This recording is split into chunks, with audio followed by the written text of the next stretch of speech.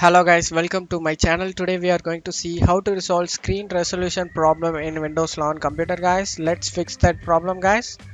First thing, you just need to right click on the display blank area and select the display settings, and in scale layout you just need to select recommended option. In here you just need to select the recommended 100% and display resolution also you anything fit in here and select it. And if you have recommended one, you just now want to select it guys.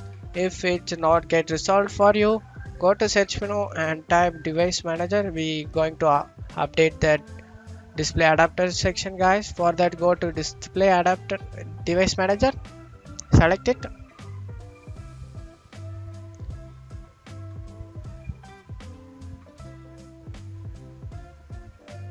Expand the display adapter option over here, right click on the display and select update driver.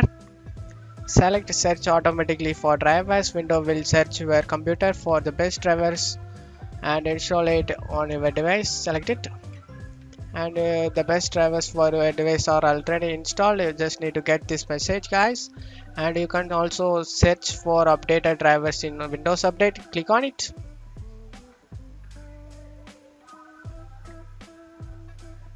If you have anything listed over here guys, update, you just need to get a message you are up to date.